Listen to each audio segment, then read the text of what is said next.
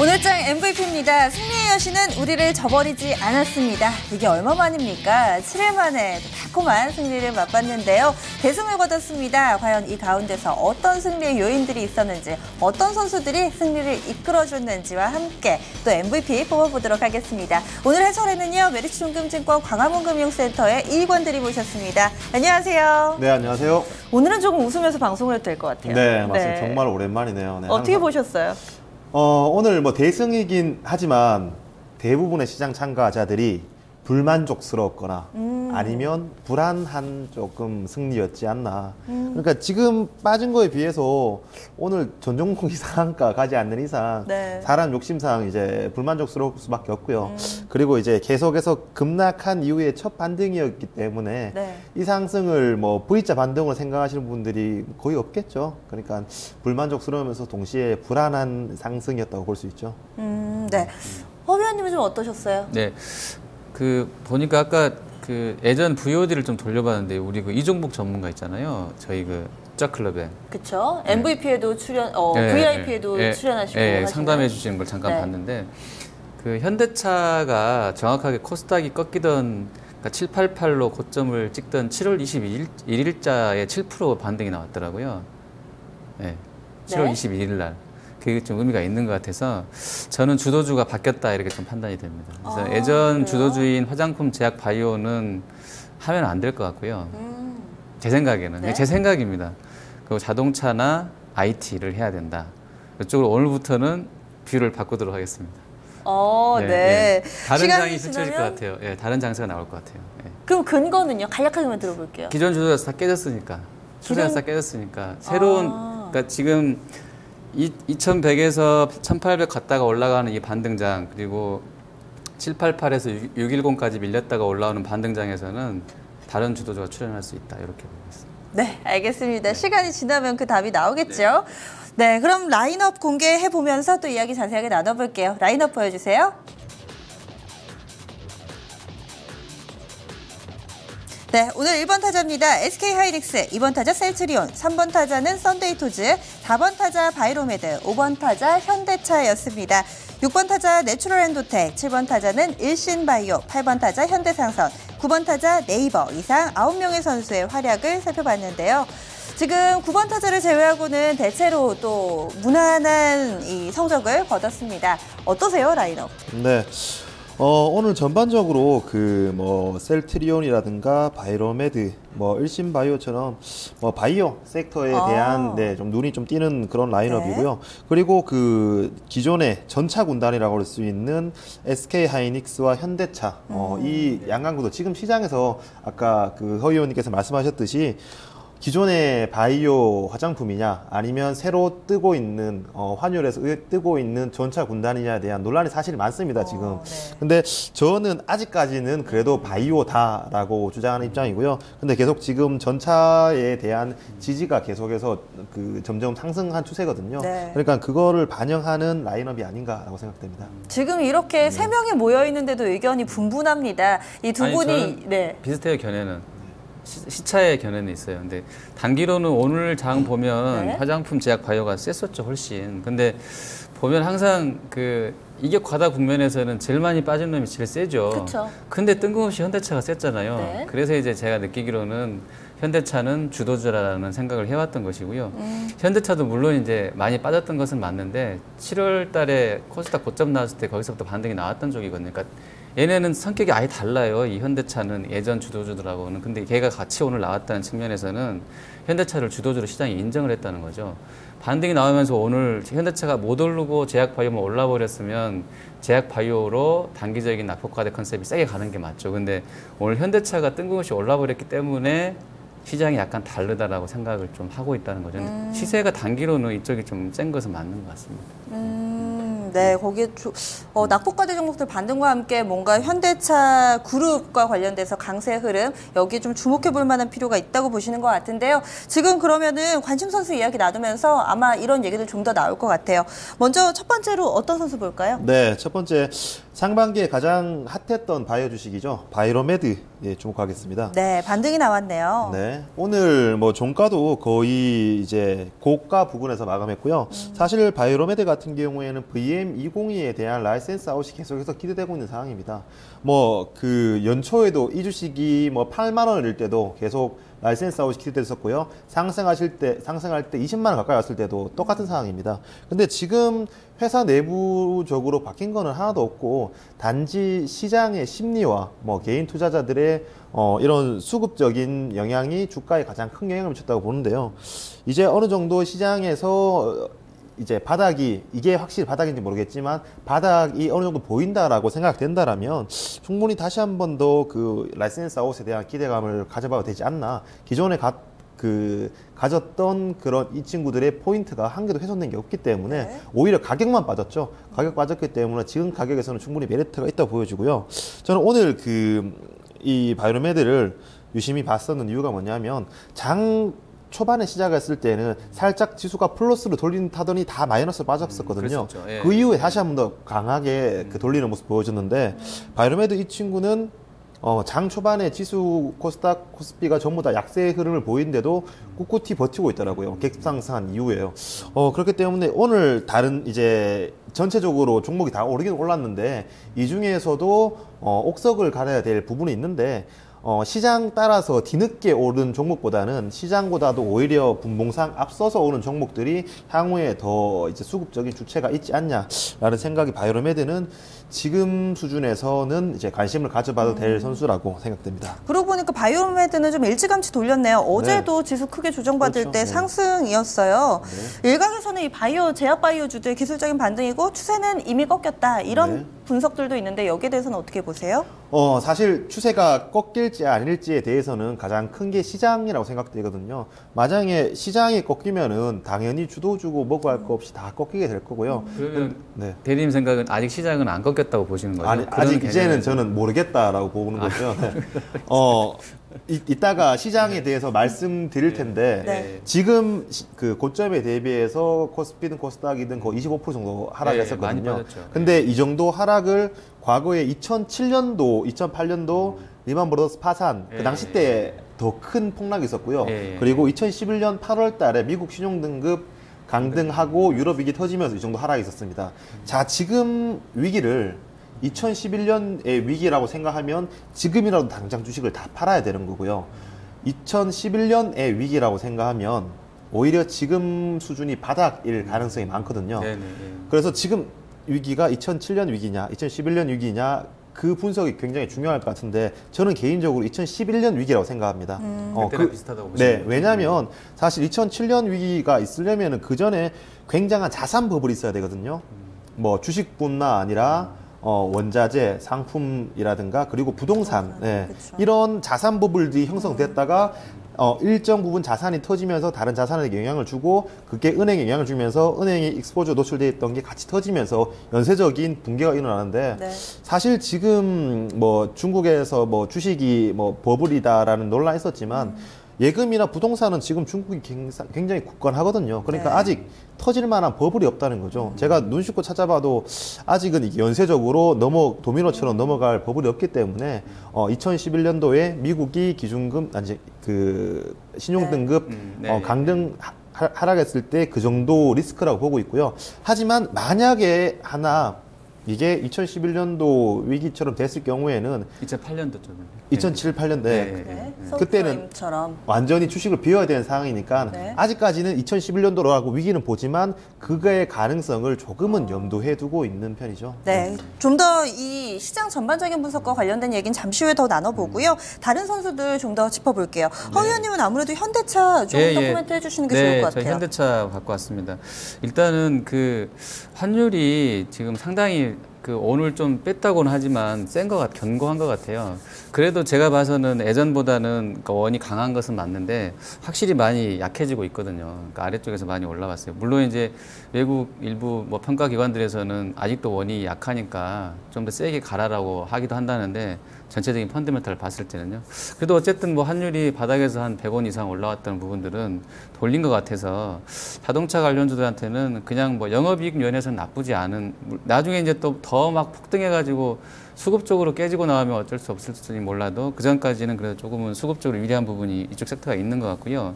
그리고 이제 약세장이다 보니까 배당 매력이 또 이제 챙겨볼 수 있는 재료인 것 같아요. 이쪽이 한 3%씩은 준다고 하니까 뭐 그런 부분도 약간은 의미가 있겠고요.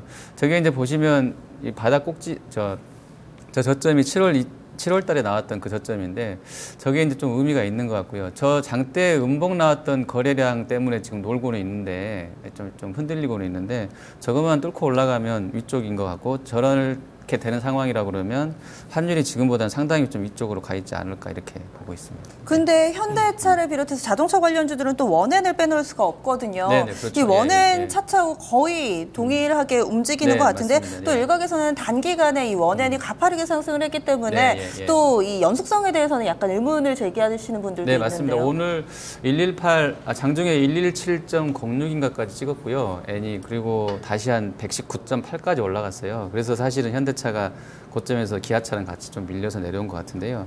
그래도 분위기는 일단은 N 강세 쪽이지 않겠나 봅니다.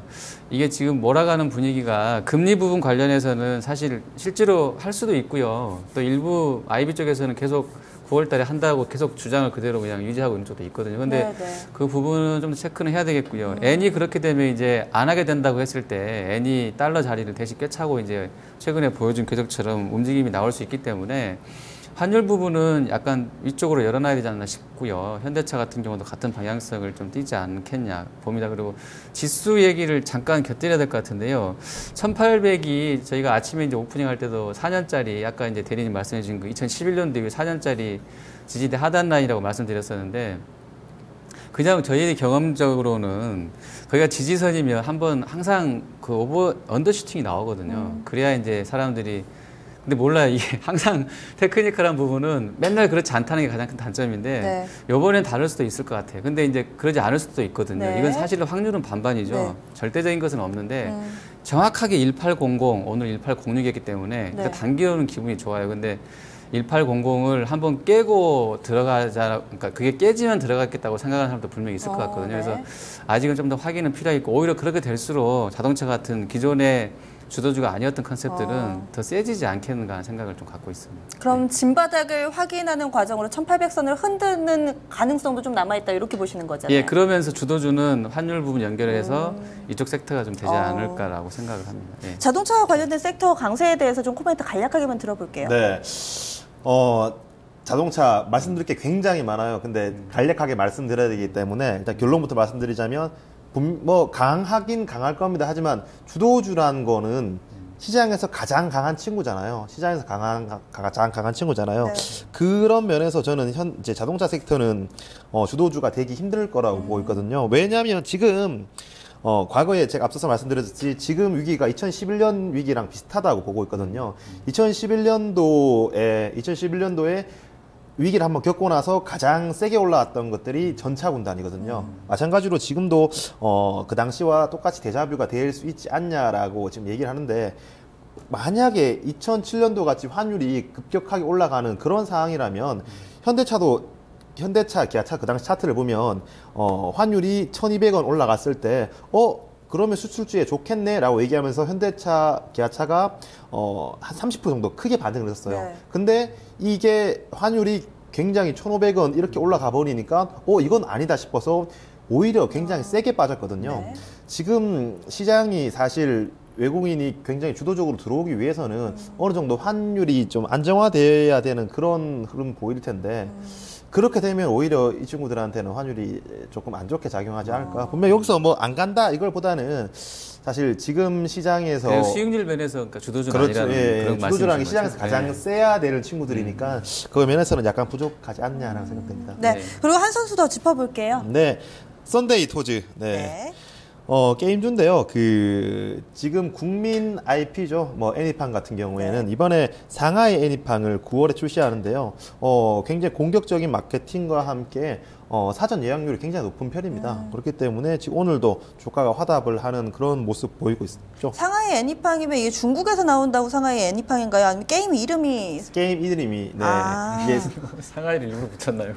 국내 이게 사천성 비슷한 게임이라서 상하이 애니팡이라고 이름 붙인 거고요. 국내 이제 출시 예정이죠. 네, 이와 관련해서 좀 오늘 강세 흐름 좀 나타냈는데요. 그럼 바로 MVP 뽑아보겠습니다. 어떤 선수에게 주실래요? 네, 오늘 장 MVP는 바이로메드입니다. 네, 바이로메드 어제부터 좀 반등 나왔고요. 오늘도 강한 상승 흐름을 나타내면서 오늘의 4번 타자로 지목이 됐습니다. 바이로메드 13% 가까이 상승하면서 14만 8천 원에 거래 마쳤습니다.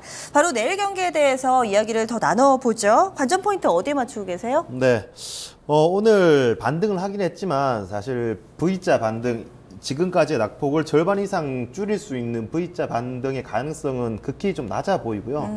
왜냐하면 지금 어떻게 보면 가격 제한폭 30% 확대 이후에 첫 하락이거든요. 그러니까 아직까지 정리 안 된 신용 물량들이 굉장히 많이 쌓여 있습니다. 이런 물량들이 어느 정도 해소가 되어야지만 다시 시장에 나갈 거거든요. 제가 계속해서 2007년 위기랑 2011년 위기를 비교해서 말씀드리는데 지금 2011년 위기랑 유사하다고 얘기했을 때 이 정도 낙폭을 비슷하게 빠졌습니다. 하지만 2011년 8월 1일 차트를 돌려보시면은 이렇게 빠지고 굉장히 큰 진폭으로 왔다 갔다 했어요. 거의 코스피 네. 기준으로 정말 진폭이 100포인트, 150포인트를 왔다 갔다 할 만큼 크게 변동성을 가진 뒤에 정말 연말까지 이런 박스권 조정 기간 조정을 거친 뒤에 상승했거든요. 네. 그러니까 지금은 이만큼 훼손되었기 때문에 V자 반등보다는 이렇게 물량 해소 기간이 필요하다. 그렇기 때문에 일단 지금까지 홀딩 해오셨던 분들은 이 낙폭을 다 맞고 홀딩 해오셨던 분들은 지금 수준에서는 팔 때는 아니다. 팔 때는 아니고 현금을 가져왔던 분들은 지금 구간에서는 이제 트레이딩을 조금 해볼 만한 구간이다 생각되고요. 그러면 그 당시에도 그렇게 되니까 이제 정책이 또 나왔잖아요, 추가로. 그렇죠. 네, 이번에도 그렇죠, 또 그렇죠. 그러면 네. 좀 근데 좀 모양이 떨어지지 않나요? 이번에 또 정책 쓰기는 같은 약으로 또 처방하면 네. 위기 2007년 네. 위기든지 2011년 위기든지 이런 큰 위기에는 예. 주가가 그냥 홀로 간 적 없었습니다. 네. 무조건 정책적 뭐가 더해져야, 정책 대응이 예. 있은 뒤에 주가가 올랐거든요. 대부분 다 미국발 양적 완화 아니면 유럽발 그렇죠. 양적 완화가 대부분 유럽에서 나오든 미국에서 나오든 뭔가 사실 중국에서 지준율 인하한다고 하면 어떻게 반응할지 모르겠어서 사실 글쎄요. 엄청 센 거 나오고. 네, 그렇죠. 진짜 여기서 센 네. 거라고 하면은 QE4겠죠. 네, QE4. 네. 우리가 하도 뭐라고 해야 되나 진통제라고 해야 그렇죠, 되나요? 예. 여러 차례 맞아가지고 이제 항생제 웬만한 거 너무 많이 가지고 그러니까요. 중국에서도 사실 요즘에 지준율 인하에도 예전만 같지 않거든요. 예, 그 그랬었어요. 효과가. 그날도 거의 안 올랐었어요. 그러니까요. 네, 그래서 당연히. 이번에는 9월의 금리와 관련된 이 FOMC 쪽에 포커스가 좀 맞춰지기도 한 것 같아요. 저는 차라리 9월 FOMC에서 기준금리를 인상해 버렸으면 좋겠어요. 그대로 그냥 정말요? 네, 인상을. 차라리 이 상태에서 충격을 버틸 수 있을까요? 더 이상 충격 받을 게 없잖아요. 아, 그런가요? 자금이 일단 빠질 만큼 빠졌다고 그럼 보고 있고요. 네.